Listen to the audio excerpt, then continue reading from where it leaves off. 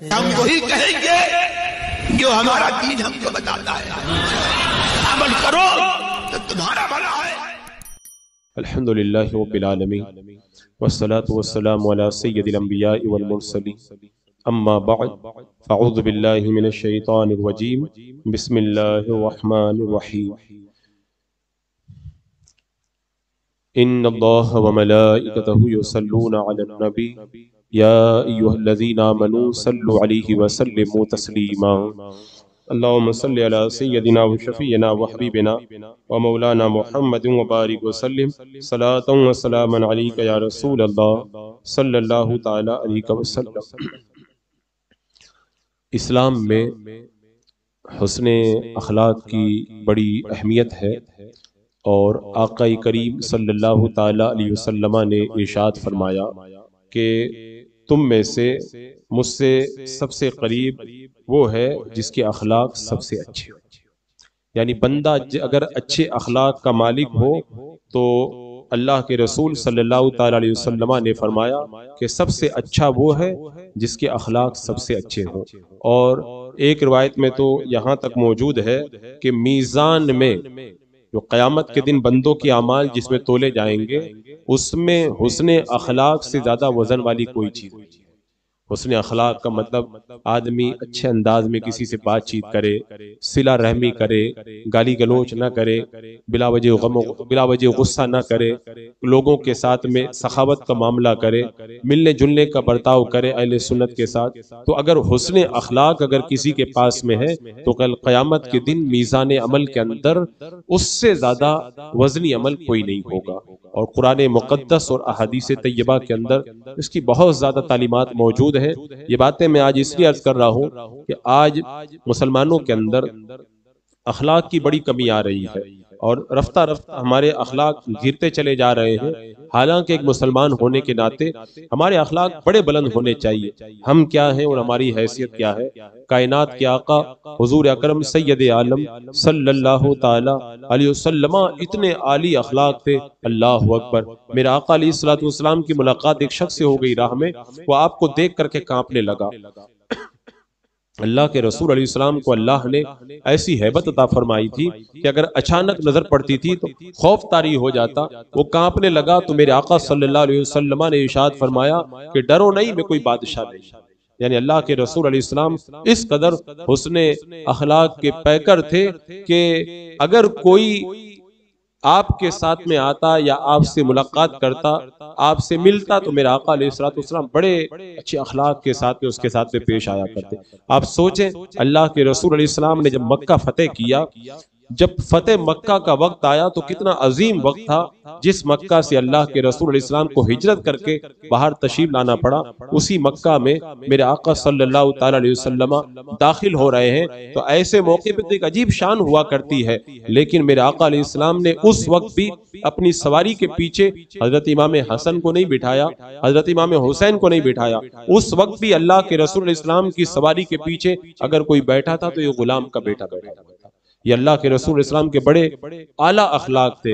اور میں جب بزرگوں کے اخلاق پڑھتا ہوں تو حیرت میں ڈوب جاتا ہوں کہ اللہ تبارک و تعالیٰ نے ہمارے بزرگوں کو کتنے اعلیٰ اخلاق دیے تھے۔ ایک بزرگ کے بارے میں نے پڑھا کہ پہلی رات میں جب وہ اپنی بیوی کے پاس پہنچے، جب بیوی کے پاس پہنچے تو دیکھا کہ ان کی بیوی کو چیچک نکل آئی۔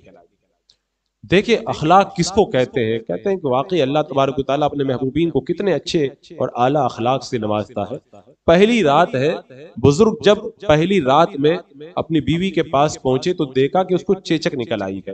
اب ظاہر سی بات ہے، پہلی رات کے اندر عورت بڑے خوبصورت لباس پہنے ہوئے ہوتی ہے، اس کا بناؤ سنگار ہوتا ہے، وہ عورت جو اور دنوں کے اندر اتنی خوبصورت نہیں لگتی ہے، پہلی رات میں بھی وہ بھی اتنی بن سور جاتی ہے کہ اس کے چہرے اور اس کے لباس سے حسن ٹپکتا ہوا نظر آتا ہے۔ تو پہلی رات کے اندر اگر عورت اپنے شوہر کے کمرے میں جائے اور سجا ہوا کمرہ، اس میں جب داخل ہو اور اس وقت اس کا ایک الگ ہی نکھار ہوا کرتا ہے، وہاں پہ اگر اس کے چہرے پہ چیچک نکل آئے تو کیا حال ہوگا اس کا۔ آپ تصور کریں وہ عورت شرم سے پانی پانی ہو جائے گی، اس کی حسرتوں کا خون ہو جائے گا، اس کے ارمانوں کا جنازہ نکل جائے گا کہ وہ بناؤ سنگار اور خوبصورتی کا مجسم بن کر کے جس شوہر کو پہلی رات کے اندر اپنا چہرہ دکھانا چاہتی تھی، اس رات کے اندر اس کا چہرہ بگڑ گیا، یعنی اس کے چہرے پر چیچک نکل آئی، تو شرمندگی اور جو ہے اس کے چہرے کے اوپر جو غم اور رنج کے آثار ہوں گے وہ کوئی اندازہ اس کا لگا سکتا ہے۔ اس دلہن کے دل سے پوچھے کہ اس وقت اس کے دل پہ کیا گزرتی ہوگی۔ اب جب وہ بزرگ پہلی رات کے اندر اپنی بیوی کے پاس میں اپنی بیوی کے حجرے میں داخل ہوئے تو دیکھا کہ عورت کے چہرے پر چیچک نکل آئی ہے۔ اب بزرگ کے اخلاق دیکھیں، میں قربان جاؤں اس بزرگ کے اخلاق کے اوپر، اللہ نے کتنے عظیم اخلاق دیے تھے۔ وہ بزرگ جب اس حجرے کے اندر داخل ہوئے تو اندھے بن گئے، یعنی کہتے کہ مجھے نظر نہیں آتا ہے، میں نابینا ہوں، مجھے نظر نہیں آتا ہے۔ کیوں اندھے اس لیے بن گئے تاکہ عورت کی شرمندگی دور ہو جائے، اس کا غم دور ہو جائے کہ میں اپنے چہرے پر چیچک کی وجہ سے جو غم کر رہی ہوں، جو رنج کر رہی ہوں، جو شرمندہ ہو رہی ہوں، مجھے شرمندہ ہونے کی ضرورت نہیں ہے، اس لیے کہ میرا شوہر تو دیکھ ہی نہیں پاتا ہے۔ اور آپ کو پتا ہے وہ ایک رات کے لیے اندھے نہیں بنے تھے، 20 سال تک وہ اندھے بن کر کے رہے۔ کیوں؟ اس لیے کہ اگر ان 20 سالوں کے اندر جب تک میں زندہ ہوں، اگر میری بیوی کو یہ پتا چل گیا کہ میں تو ایسے ہی ناٹک کر رہا تھا، تو اس کو پہلی رات والی بات جب پھر یاد آئے گی تو اس کو شرمندگی ہوگی کہ میرے شوہر نے پہلی رات میں مجھے اس حالت میں دیکھا۔ تو جب تک زندہ رہے 20 سال تک اندھے بن کر کے رہے تاکہ ایک رات کی شرمندگی سے ایک عورت کو بچایا جا سکے۔ اللہ نے اتنے اعلیٰ اخلاق سے انہیں نوازا تھا کہ ایک عورت کی عزت اور اس کی عزت کے خاطر اس کو شرمندگی سے بچانے کے لیے اللہ کے ولی 20 سال تک اندھے بن کر کے رہے۔ ہم تو 5 منٹ برداشت نہیں کر پاتے ہیں اور غصے میں آ جاتے ہیں، کیا سے کیا کر بیٹھتے ہیں۔ اور اللہ والوں کے اخلاق دیکھو، ایک عورت کی عزت کا اتنا خیال کیا کہ 20 سال تک اندھا بننا انہوں نے گوارا کر دیا۔ حضرت حاتم اصم کے بارے میں آپ لوگوں نے کتنی بار سنا۔ حضرت حاتم اصم جو ہے وہ جو ہے بہرے نہیں تھے، اصل میں ہوا یہ تھا کہ ایک بار ان کی بارگاہ میں ایک عورت مسئلہ پوچھنے کے لیے آئی۔ جب وہ مسئلہ پوچھنے کے لیے آئی تو اس کی ہوا خارج ہو گئی۔ اب اتنے بڑے بزرگ کی بارگاہ میں جب عورت آئی ہے، اور آپ تو جانتے ہی ہیں کہ اگر ویسے بھی چند لوگوں کے درمیان ہوا خارج ہو جائے تو آدمی شرمندہ ہوتا ہے، چہرہ اس کا تھوڑا پھیکا پڑ جاتا ہے اور بڑی شرمندگی اور لجاجت ہوتی ہے۔ اب جب وہ عورت حضرت حاتم اصم رضی اللہ تعالیٰ عنہ کی بارگاہ میں مسئلہ پوچھنے کے لیے آئی، اس کی ہوا خارج ہو گئی۔ اللہ والوں کے اخلاق دیکھو، آپ نے یہ سوچا کہ جب عورت کی ہوا میرے سامنے خارج ہو گئی تو اب یہ شرمندہ ہوگی، اس کو شرمندگی سے کیسے بچاؤں؟ تو آپ نے کہا کہ ذرا زور سے بولو، میں بہت کم سنتا ہوں۔ وہ بولی بولے اور زور سے سنو، مجھے بہت کم سنائی دیتا ہے۔ وہ بولی بولے اور زور سے بولو، میں بہت کم سنتا ہوں۔ آپ نے ایسا کیوں کہا؟ اس لیے کہا تاکہ عورت کو جو شرمندگی ہوئی ہے اس کی شرمندگی دور ہو جائے کہ میں بلا وجہ شرمندہ ہو رہی ہوں۔ حضرت حاتم تو بہت کم سنتے ہیں، تو جو ہوا خارج ہوئی ہے ان کی آواز تو ان کے کان میں گئی نہیں ہوگی، جب میں اتنا زور سے بول رہی وہ نہیں سن پا رہے ہیں۔ اب وہ عورت اڑ کر کے چلی گئی۔ اب اس کے بعد میں ہونا تو یہ چاہیے تھا کہ آپ دوبارہ اپنی اصلی حالت پہ آ جاتے اور جو بھی بات آپ سے کہی جاتی اس کو آرام سے سن لیتے، لیکن نہیں، آپ نے سوچا کہ اس عورت کو اگر بعد میں یہ پتا چل گیا کہ میں ایسے ہی کر رہا تھا، میں تو آواز سنتا ہوں، تو گھر کے اندر بھی وہ شرمندہ ہوگی۔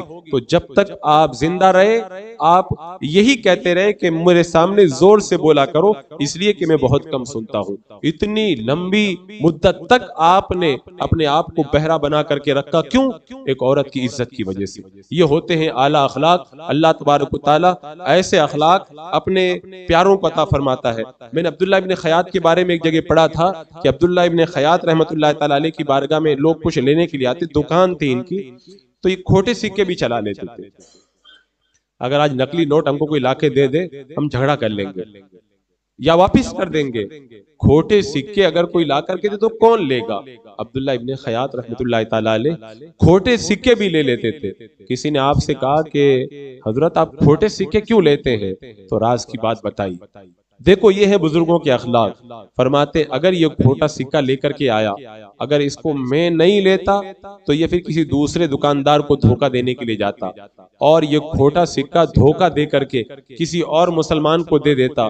میں یہ چاہتا ہوں کہ کسی مسلمان کو جو ہے وہ نقصان نہ ہو، وہ سارا نقصان میں اکیلا ہی اٹھا لوں. لہذا جو بھی کھوٹا سکہ لے کر کے آتا ہے اس کو میں چلا لیتا ہوں، تاکہ یہ کہیں اور کسی اور مسلمان دکاندار کے پاس نہ جائے اور کسی میرے مسلمان بھائی کو نقصان نہ دے پائے. یہ ہیں ہمارے بزرگوں کے اخلاق. آج تو لوگ پیسوں کے لیے کیا کیا نہیں کر بیٹھتے. حضرت قیس بن عامر رضی اللہ تعالیٰ عنہ کے بارے میں آتا ہے، ان کی خادمہ اپنے ہاتھ میں سیخ لے کر کے آ رہی تھی. اب وہ جب سیخ لے کر کے آئی تو سیخ اس کے ہاتھ سے گرا، آپ کا چھوٹا بچہ تھا اس پر گر گیا. چھوٹا بچہ گرم گرم سیخ جب اس پر گرا، بچہ انتقال کر گیا. اگر ہمارے بچے کو معمولی تکلیف ہو جاتی ہے نا تو ہمارا جلال میں عالم کیا ہو جاتا ہے. میں تو کہتا ہوں بچے کو معمولی تکلیف تو آپ چھوڑیے، ایک مدرس جو مدرسے کے اندر بچے کو پڑھاتا ہے ادب سکھانے کے لیے بچے کو مار دیتا ہے تو ماں باپ شکایت لے کر کے آ جاتے ہیں. اور اگر کوئی ایسے ہی بلا وجہ مار دے تب تو روڈ پر آپ نے کتنی مرتبہ دیکھا ہوگا، باقاعدہ دنگل ہو جاتا ہے. لیکن دیکھیں اللہ والوں کے اخلاق کتنے بلند ہوا کرتے ہیں. اللہ اکبر. حضرت قیس بن عامر کی لونڈی ان کی خادمہ ہے، وہ سیخ لے کر کے آ رہی ہے اور ان کے بچے پہ گر گیا، بچہ انتقال کر گیا. کوئی غم نہیں بنایا، بلکہ آپ کے صبر کا اخلاق کا علم یہ تھا اس خادمہ کو معاف بھی کر دیا اور کہا جا میں نے تجھے آزاد بھی کر دیا ہے. بتاؤ اتنے اعلیٰ اخلاق کا مظاہرہ کوئی کر پائے گا؟ اللہ تبارک و تعالیٰ ایسے اعلیٰ اخلاق اپنے پیاروں کو عطا فرمائے. ابو عثمان رحمت اللہ تعالیٰ علیہ راستے سے گزر رہے، اوپر سے کسی نے راکھ پھینک دی. اگر ہمارے اوپر راکھ کیا اگر کوئی ذرا سا اگر کچھ ہمارے کپڑے پہ لگا دینا تو اس سے ہم جھگڑا کریں گے. اب راکھ چولہے میں سے نکلی ہوئی اگر کپڑے پہ گر جائے تو سارا کپڑا خراب ہو جاتا ہے. کپڑے پہ راکھ گری، اب ان کے جو ساتھ میں مریدین تھے وہ اس کو مارنے کے لیے دوڑے. آپ نے فرمایا نہیں، کچھ کہنے کی ضرورت نہیں ہے. کہا حضور آپ پر راکھ اس نے گرا دی، آپ پھر بھی اس کو کچھ نہیں کہہ رہے، ماجرا کیا ہے؟ تو آپ نے جواب میں فرمایا میں بہت گنہگار ہوں، مجھ گنہگار کو تو آگ کی سزا ملنا چاہیے، میرے اوپر آگ پھینکنا چاہیے، لیکن اللہ کتنا کریم ہے، مجھے آگ سے بچا رہا ہے، راکھ ہی کے اندر اللہ نے مجھے معاف کر دیا ہے. یہ ہیں بزرگوں کے اعلیٰ اخلاق. اگر ہم ان اخلاق کو سیکھ جائیں تو ہماری زندگی کے اندر جتنی کرواہٹ ہے وہ ساری کی ساری کرواہٹ ختم ہو جائے. اور میں اگر بزرگوں کے اخلاق کی بات کروں، حضرت فضیل بن عیاض رضی اللہ تعالیٰ نے اتنی پیاری بات فرمائی. آپ فرماتے ہیں کہ بندہ سب کے ساتھ نیکی کرے، لیکن اگر اپنی مرغی کے ساتھ میں اچھا سلوک نہ کرے وہ بھی نیک نہیں. کہہ رہے اخلاق صرف انسانوں کے ساتھ نہیں تو جانوروں کے ساتھ بھی ہوتے ہیں. اگر تم سب سے اچھے انداز میں ملو لیکن تمہارے گھر میں مرغا یا مرغی ہے، اگر اس کے ساتھ میں تم اچھی طریقے سے پیش نہ ہو تب بھی تم نیک نہیں بن سکتے. نیک بننے کا مطلب یہی ہے انسانوں کے ساتھ بھی اچھا برتاؤ کرو، اور اگر تمہارے گھر کے اندر کوئی اگر جانور ہو تو جانور کے ساتھ بھی اچھا برتاؤ کرو. حضرت سیدنا امام جعفر صادق رحمت اللہ تعالیٰ علیہ کی بارگاہ میں ایک شخص آ گیا تھا اور اس کا 1000 چاندی کا سکہ درہم چوری ہو گیا تھا یا گم ہو گیا. وہ آ کے آپ پر الزام لگانے لگا کہ آپ ہی نے لیا ہے. امام جعفر صادق رحمت اللہ تعالیٰ علیہ نے جتنا اس نے بتایا تھا اس کو گھر پہ گئے اور لا کر کے اس کے حوالے کر دیا. اب وہ آدمی جب اپنے گھر پہ گیا تب اسے پتا چلا کہ معاذ اللہ مجھ سے تو بڑی غلطی ہو گئی، میں نے بلا وجہ امام جعفر صادق پر الزام لگا دیا، میرا پیسہ تو گھر میں موجود ہے. اب وہ بڑا شرمندہ ہوا اور شرمندہ ہو کر کے امام جعفر صادق رحمت اللہ تعالیٰ علیہ کی بارگاہ میں گیا اور جانے کے بعد کہنے لگا حضور مجھ سے غلطی ہو گئی، میں معافی چاہتا ہوں، آپ کا یہ مال ہے میں آپ کے حوالے کرتا ہوں، میرا پیسہ میرے گھر کے اندر موجود ہے، میں نے بلا وجہ آپ پر الزام لگایا، آپ کو تکلیف پہنچائی، آپ نے اپنا مال مجھے دیا، میں آپ کا مال واپس کرنے کے لیے آیا ہوں. اگر کوئی الزام لگا دے ہم اس سے جھگڑا کر لیں گے، پیسہ دینا تو بہت دور کی بات ہے، اور اگر ہم نے دے دیا ہے اور بعد میں اگر پتہ چل گیا کہ جھوٹا الزام لگایا تھا تو پھر دیکھو کہ کیا کیا ہم لوگ نہیں کریں گے. لیکن حضرت سیدنا امام جعفر صادق رضی اللہ تعالیٰ عنہ کو پہلے بھی پتا تھا یہ جھوٹا الزام لگا رہا ہے، اب وہ خود معافی مانگنے کے لیے بھی آیا ہے، پیسہ واپس کر رہا ہے۔ امام جعفر صادق رحمت اللہ تعالیٰ علیہ کی اخلاق دیکھو، آپ جواب کے اندر ارشاد فرماتے تم نے مجھ سے پیسہ مانگا، میں نے تجھے دے دیا۔ ہم اہل بیت کا طریقہ یہ ہے کہ ہم جس کو ایک بار دے دیتے ہیں اسے دوبارہ واپس نہیں لیا کرتے۔ جاؤ، میں نے تمہیں معاف بھی کیا اور تمہارا پیسہ تو تمہیں مل ہی گیا ہے، یہ پیسہ بھی تمہیں لے جاؤ، میں اپنی طرف سے یہ میں تمہیں دیتا ہوں اور میں تم سے بالکل ناراض نہیں ہوں۔ یہ ہیں حضرت سیدنا امام جعفر صادق رضی اللہ تعالی عنہ کے آداب اور اخلاق۔ اور حضرت ابراہیم ابن ادہم رضی اللہ تعالیٰ عنہ، ان کے اخلاق کے بارے میں ایک جگہ میں نے دیکھا کہ ایک شخص ان سے آیا اور پوچھنے لگا کہ آبادی کدھر ہے؟ تو حضرت سیدنا ابراہیم ابن ادہم رضی اللہ تعالیٰ عنہ نے قبرستان کی طرف اشارہ کیا کہ ادھر ہے۔ اب جب آپ نے کہا تو مارنے لگا، تو آپ نے جواب کے اندر اس کو جنت کی دعا دی۔ تو کہنے لگا کہ میں نے آپ کو مارا، آپ نے مجھ کو جنت کی دعا دی، بات مجھے سمجھ میں نہیں آئی، اور میں نے آبادی پوچھی تو آپ نے قبرستان کا راستہ بتا دیا۔ کہا میں نے تو صحیح جواب دیا ہے۔ آبادی کس کو کہتے ہیں؟ جہاں پہ لوگوں کی تعداد بڑھتی چلی جاتی ہے وہی تو آبادی ہے، جہاں پہ لوگ گھٹتے چلے جائیں وہ تھوڑی آبادی ہے۔ اور میں دیکھ رہا ہوں کہ دنیا میں جو بھی آتا ہے وہ واپس جاتا رہتا ہے، لیکن قبرستان میں جو جاتا ہے پھر واپس نہیں آتا ہے۔ تو اس لیے میں نے تم نے آبادی پوچھی تو قبرستان کا پتہ بتا دیا، اور تم نے مجھے مارا تو میں نے تمہیں جنت کی دعا اس لیے دی کہ تم نے بلا وجہ مجھے مارا تو مجھے تو نیکیاں مل گئی، تو میں نے سوچا کہ تمہارے مارنے کی وجہ سے مجھے نیکیاں مل گئی، میرا فائدہ ہوا تو تمہارا بھی تو فائدہ ہونا چاہیے، تو میں نے تمہارے لیے دعا کر دی، اللہ تمہیں جنت عطا فرمائے۔ بتاؤ ایسے اخلاق اور ایسے عظیم اخلاق کیا دنیا کا کوئی عام انسان پیش کر سکتا ہے؟ یہ اللہ تبارک و تعالی اپنے محبوبین ہی کو عطا فرمایا کرتا ہے۔ حضرت ابو عثمان حیری رحمت اللہ تعالیٰ علیہ کو ایک بار کسی نے دعوت دی، اب آپ دعوت میں آئے، دروازے پہ آئے، واپس کر دیا، پھر آئے بلانے گیا، پھر دروازے پہ آئے، پھر واپس کر دیا، اب بار بار واپس کیا۔ آخر کے اندر وہ مکان کا مالک پوچھنے لگا کہ بات سمجھ میں نہیں آتی، میں آپ کو مکان سے دھتکار کر کے واپس کر دیتا ہوں اور اس کے بعد میں بھی آپ واپس چلے آتے، بلاتا ہوں تو آپ انکار نہیں کرتے۔ فرمایا اس میں کون سی بڑی بات ہے، ایک کتے کو بھی اگر کوئی دھتکار دے اور واپس بلا لے تو کتا بھی واپس آ جایا کرتا ہے۔ تو یہ بزرگان دین جن کے یہ عالی اخلاق ہیں، اگر ہمارے ساتھ میں اگر کوئی ایسا برتاؤ کرے تو ہم برداشت نہیں کرتے۔ یہ بزرگوں کی باتیں میں اس لیے آپ کے سامنے رکھ رہا ہوں، آج کل لوگوں میں محبتیں ختم ہو رہی ہیں۔ میں کہتا ہوں اپنے اندر بزرگوں کے ان حالات کو پڑھو اور اعلیٰ اخلاق پیدا کرو تاکہ زندگیاں ہماری سنور جائیں۔ اللہ تبارک و تعالی ہمیں شریعت مطہرہ کے مطابق اخلاق حسنہ اپنانے کی توفیق عطا فرمائے۔ استغفر اللہ ربی من کل ذنب و اتوب الیہ۔ السلام علیکم ورحمۃ اللہ۔